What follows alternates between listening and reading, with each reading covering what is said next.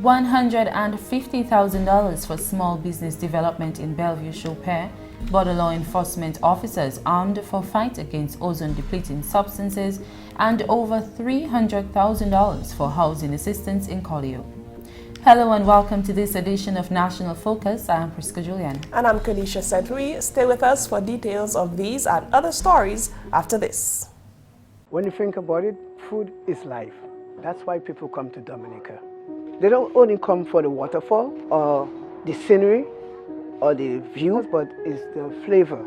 Sometimes it is just what they can taste. The flavors that we have here, you can't find anywhere in the world. They are truly unique. I've been in business 17 years and I see so many guests come and go. My business is to put a smile on their face and something good in their belly. Everything we serve here is local. It comes from all over Dominica. So we get fresh lettuce or vegetable or fish from Saint-Sauveur, all our product from the farm. Sometimes go on the farm and have them pick. The uniqueness of the experience is in how authentic it is. I heard the taxi driver promoting my plantain chips. I said, that's the best plantain chips I ever have. I don't have to go and put it on TV. Money is not everything, but leaving customer with a smile, friendly service, and they will come back. This is the real Dominica. I'm just proud to be a part of it. My name is Maurice Smith. They call me Rudy. Tourism is my business.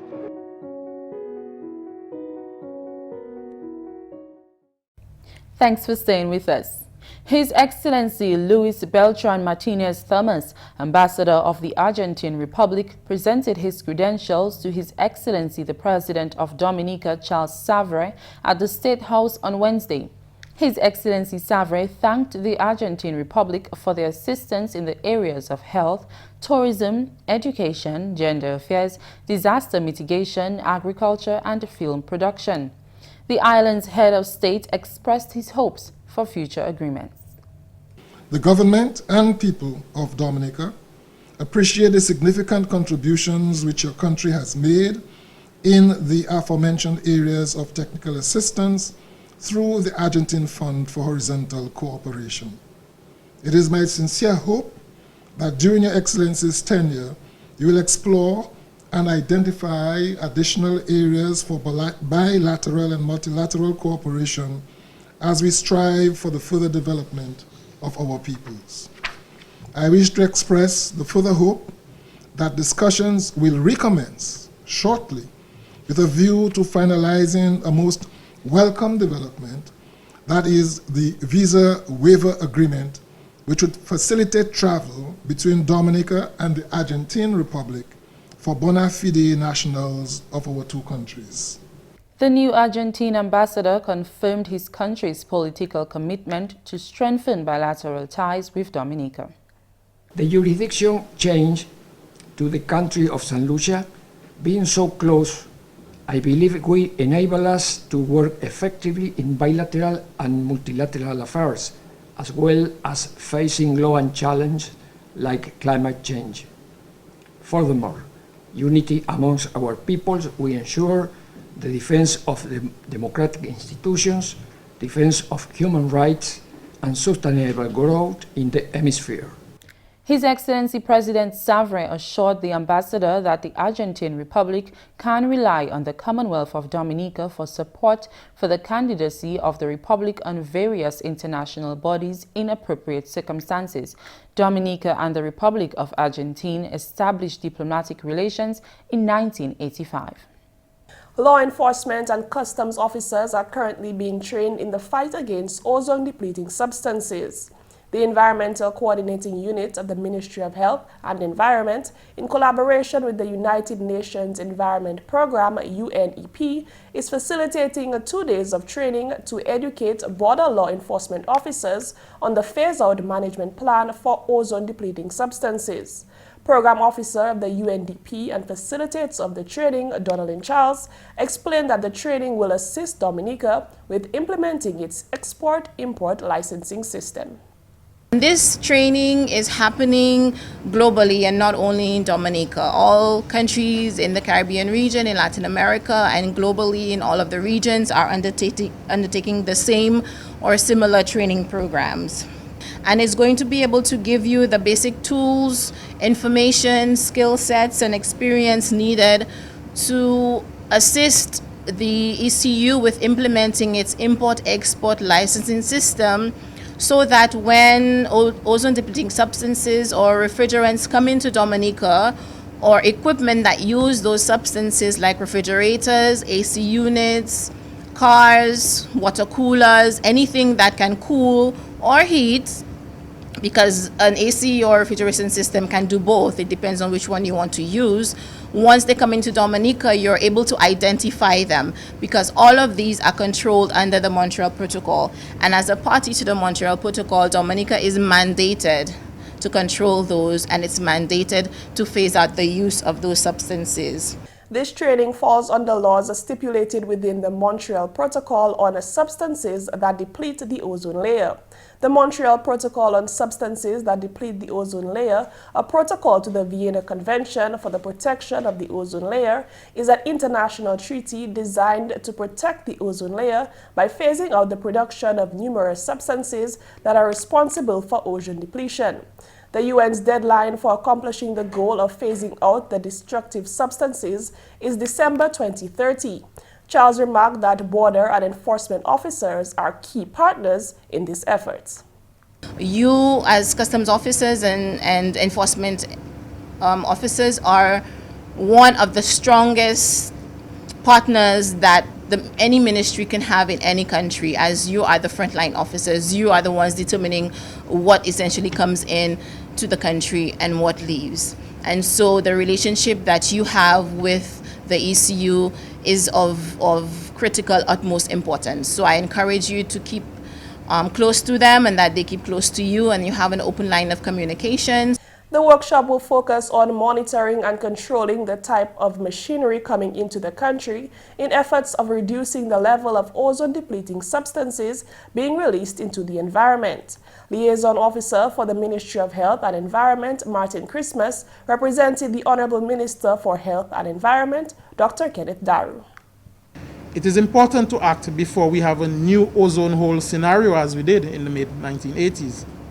For Dominica, the phase-out management plan has a deadline date, which is December 2030.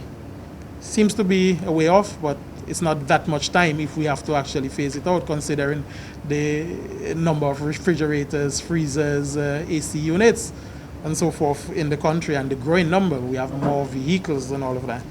The training sessions are designed for border and enforcement officers from the Customs and Excise Department, as well as partners such as the Marine Coast Guard, Port Authority, and the Fire and Ambulance Services. Facilitators hope that the workshop will help foster a relationship between government officials and the private sector for enforcement required for achieving this goal. Topics covered will include international response, national obligation and response, identifying ODS and ODS contaminating products, and the illegal trade of ODS or ODS containing equipment and products. This requires you as government officials and also the private sector to work together to successfully implement the plan. Today is the training for government officials, who are the first in the line of interfacing with the entry of refrigerants into the country.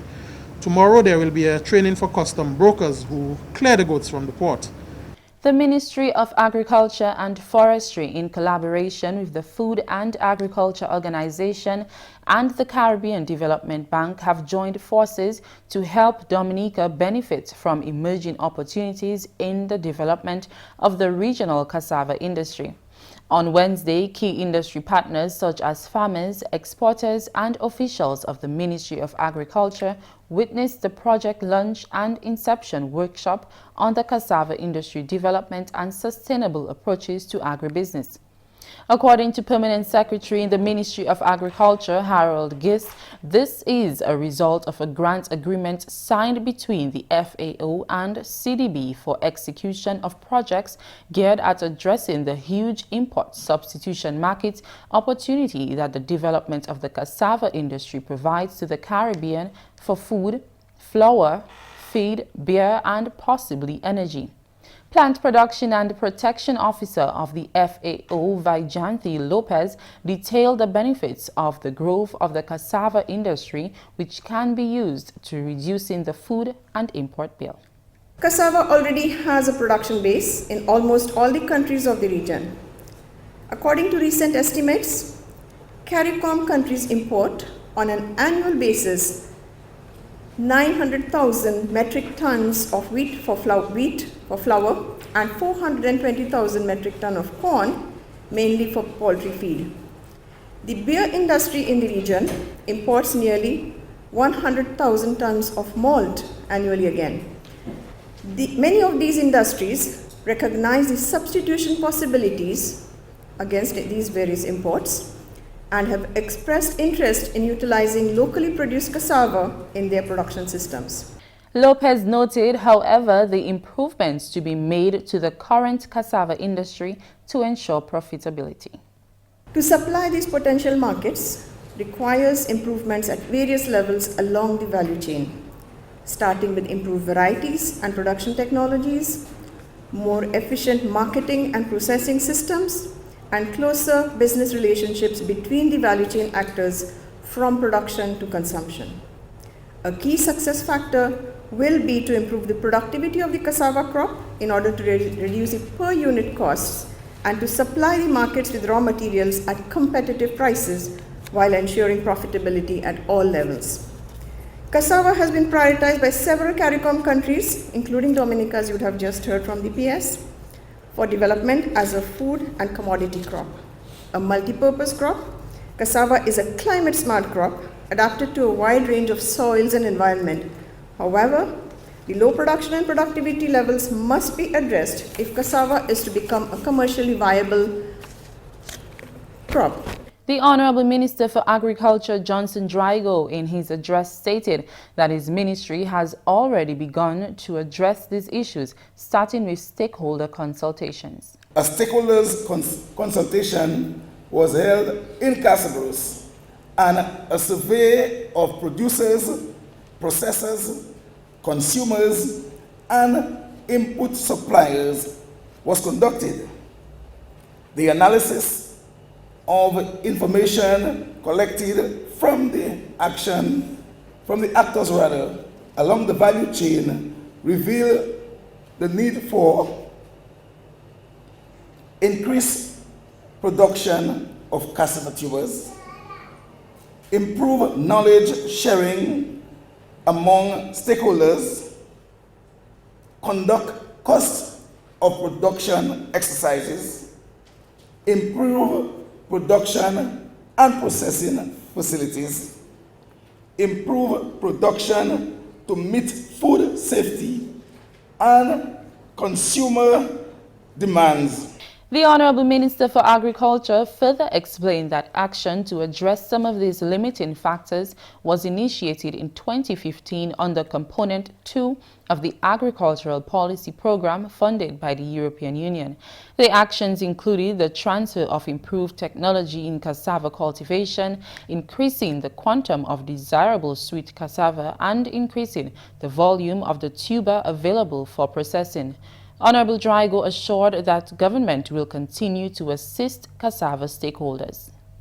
The government of Dominica will continue to invest in the agricultural sector by providing the enabling environment for investment in agriculture.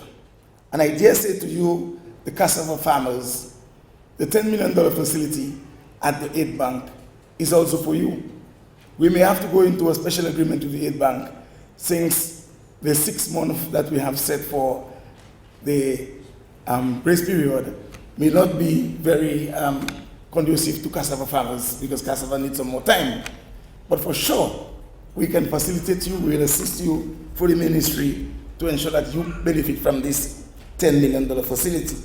The 3-year project, valued at US $1.2 million, is expected to introduce new and improved varieties of cassava into the region, as well as link farmers with new markets. GIS News will bring you more in a subsequent newscast. You're watching National Focus. More when we return. I believe in the natural order of things. I believe in the harmony of things. You know, in everything we do, we have to keep it natural. I've been doing farming for now over a decade. My day is very hectic, but I make it light. You know, because I enjoy what I do. I enjoy producing the best quality goods and to make sure that the people that receive it, they receive the best that they can ever get. Right from the farm, everything that I grow, I process them back into the farm so that the same things that grow in the farm is what protects the farm. Tourism is my business. You know, it's not just dealing with the foreigners that come in, but it's preparing those things that when they come, they can feel and taste the difference in coming to this exotic island.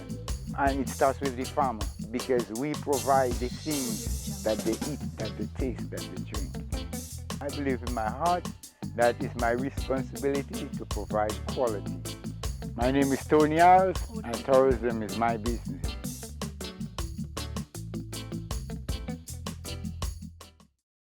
Welcome back.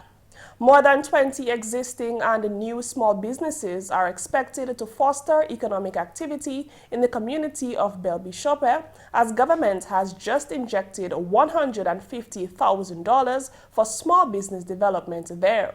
At a small ceremony in Bellevue Chopin on Wednesday, the Honorable Member of Parliament for the Petite Savane constituency, Dr. Kenneth Daru, presented the funds to Chairman of the Village Council, Delroy Regist. We would rather that you attempt to do what you said you're doing. Through the government system, there are lots of other ways that we can help. We can help if in case whatever we give you doesn't reach what. Okay, there are other ways. You know, rather that you start off and you say, Doc, we're not missing X, Y, Z. See how you can help me complete. Okay, instead of just taking the money and spending it frivolously. So it's not free money, people. It's not free money. Every cent of it has to be accounted for, and I think attached to these documents that the council needs to record, okay, as to who got what, and if I know Mr. Regis and Cecil Chillingford well, I'm sure that they will be on your back, okay, to ensure that the funds are being put to good use. Chairman of the Village Council, Delroy Regist, also echoed the sentiments of the Honorable Member of Parliament, advising the beneficiaries to use the funds for the purpose intended. He says his office will continue to monitor the progress of these businesses to ensure their success. We should be thankful for what is happening in our communities and around us. So I encourage you to be smart. Don't waste it. Don't go and take 2 beer on it and say, well, you will have time, or go and party with it. By the time you buy a beer, this is part of your capital that's gone. Invest it in the business that you decided to invest it in. If you need any help as the chairperson of the council, when it comes to running your business, any information you need, feel free to contact me. Whatever I can do, whatever advice, I'll be happy to do it. Bellevue Chopin is in the process of experiencing a dramatic change as the new development to resettle Petite Savane progresses. Honorable Daru is hopeful that these new businesses will continue to grow and capitalize on the influx of over 1,000 residents when the project is complete. We're hoping that you, the Bellevue Chopin residents, the existing ones that you are putting yourself in a position to take advantage of what is happening and what is to come in Bellevue Chopin. And because if you think that it's busy, okay, you ain't seen nothing yet, okay, just wait until this, okay, the resettlement gets into its full stride. So you have to put yourself in a position to take advantage of the business opportunities. The funds will assist a diverse list of ventures, including a cocoa farm, a smokehouse, a bakery, screen printing, and agro-tourism. We have to take ownership of this business. We can't just decide, okay, we get the money, like they said, that we just go and waste it. It's an opportunity for us. And I do thank you, Doc. And I can assure you that you'll be eating tomatoes from my greenhouse. Okay? We also want to send a thank you message to the Prime Minister for the good work that he has been doing for us, especially not only in Bellevue Chopin, but the whole country on a whole. Finally, this news time, over $330,000 has been made available to meet the housing needs of residents of the Colihaut constituency. On Friday, the Honorable Parliamentary Representative for the Colihaut constituency, Lady Catherine Daniel, during a check presentation for small business, announced the amount that would be allocated for housing assistance. Out of that $200,000, Colihaut will be getting about $108,000 from that, because today I have a check of about $131,000 between Colihaut and Dubla, but Colihaut only has $29,000. The rest of the 131 goes, it is shared between Dubla and Bioche in housing. So that is why when I get the 200, Colihaut has to get 108 out of that, and the rest will be shared again between Bioche and Dubla. She reminded residents who are in need of assistance that the Village Council requires invoices for the materials they request. So you need to have copies of your invoices to go to the council for the housing assistance so that they can match what is allocated to you with what they have received. Otherwise, you can say you were supposed to get so much, but they have to match it to what they have received. Honorable Daniel had some advice for those who intend to apply for housing assistance. I would encourage you to get proper estimates. What we are going to do when the estimate comes, if it's above a certain amount, we are going to ask, because some people just need little repairs, little tiles, little this you can do easily. But if it's above a certain amount and it may be complete renovation, we will ask the people from public goods to come, from housing, to come and do a proper assessment. And based on the assessment, and most times the assessment is more than what you have quoted. So this too will take a little time, but to just get it right. The funds allocated are from the Citizenship by Investment program. That's the English news. Shaakira Pierre is next with Creole highlights. Bienvenue à ce nouvel Creole, non, c'est Shaakira Pierre. Vers petit business et puis business neuf à Bellevue Chopin, supposé faire meilleur que le gouvernement fait $150,000 available pour petit business à community salaire. Pendant une cérémonie à Bellevue Chopin mercredi, membre parlement pour constituency salaire, Honorable Dr. Kenneth Daru, chairperson Village Council la check là. Honorable Daru bien plaisir pour développement là qui a fait à Bellevue Chopin. They commit $150,000 towards small business development at Bellevue Chopin. So ça qui fait aujourd'hui, nous présentons le chèque là, et aussi nous présentons un chairman un lycée mon qui a reçu l'argent ça là. Et quand un chairman et Mr. Julien for moi aussi dit c'est mon qui nous a espéré que nous confident que c'est mon là qui servi l'argent pour ça, yo dit yo cal servi pour, yo besoin pour. Et comme on dit aussi que c'est un bon temps pour un résident à Bellevue Chopin, parce que si vous regardez tout le développement qui a fait à Bellevue Chopin, nous savons que nous avons un resettlement qui a occurru là, presque $100 millions. Et nous espérons que le resettlement a fini. Que nous espérons que presque 1,000 personnes qui sont entrées en Bellevue Chopin. Honorable Daru, we may say Ministre Finance la, Honorable Dr. Roosevelt Scarrett, quand il fait l'argent là available. L'argent là, c'est hot Citizenship by Investment Program là. À d'autres nouvelles, résidents hot Colihaut, Dubla et puis Bioche qui bénéficient hot assistance Sky. Vendredi, membre parlement pour constituency là, Honorable Lady Catherine Daniel, fait présentation un chèque par Village Council à valeur $330,000. L'argent là, c'est pour aider les gens qui n'y en mauvaise condition. Honorable Daniel dit les gens qui ont tapé assistance là pour mener papier là par Village Council avant de gagner matériel là. Assistance pour constituency là, c'est fait possible par Citizenship by Investment Program là. Et puis finalement, organisation manger et puis agriculture et puis Banque Caraïbe là signé un agrément pour WIP One Production Mayoc. Projet ça là, c'est à valeur $1.2 millions et puis ça c'est pour faire 9 variétés en Mayoc et puis en région là et pour taper la place neuf pour Mayoc là. Il y a un projet technique qui a été lancé en Dominique pour supporter le développement Mayoc. Bénis agriculteurs qui implémentent le projet là et puis assistance aux organisations majeures et puis agriculteurs. Nous avons fait un South-East, ça nous le fait. C'est regarder comment nous avons fait plus Kassav en Dominique. Kassav même, c'est un plan qui est bien important. Et qui est anglais Food Nutrition and Security. Et FAO même qui aide nous regarder comment nous avons mettre des bagages en place pour nous regarder comment nous avons fait plus Kassav. Et nous fait Kassav comment nous avons processé, comment nous avons mettre en package, comment nous avons fait toutes ces bagages là. Ça c'est tout pour Nouvelle à Creole. Non, moi c'est Shaakira Pierre. Au revoir. Coming up next, tips on coping with anxiety caused by storms.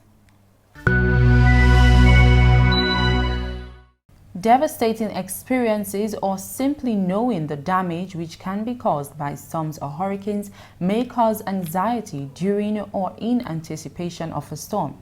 Here are some tips on how to cope with your anxiety and fears. Talk it out. Share your fears with family members, friends, a counselor, or others who can offer emotional support. Create a plan. A well-prepared plan for your family can help reduce anxiety and chaos before, during, and afterward. Make an evacuation plan and compile preparedness kits. That's all for this edition of National Focus. We always welcome your suggestions and comments. Drop us an email at gis@dominica.gov.dm or visit our website news.gov.dm. Like our Facebook page, facebook.com/GIS News Dominica, and follow our Twitter at GIS Dominica. You can also catch up on the past National Focus newscasts on our GIS Dominica YouTube channel. From all of us here on the GIS News production team, I'm Kerdisha.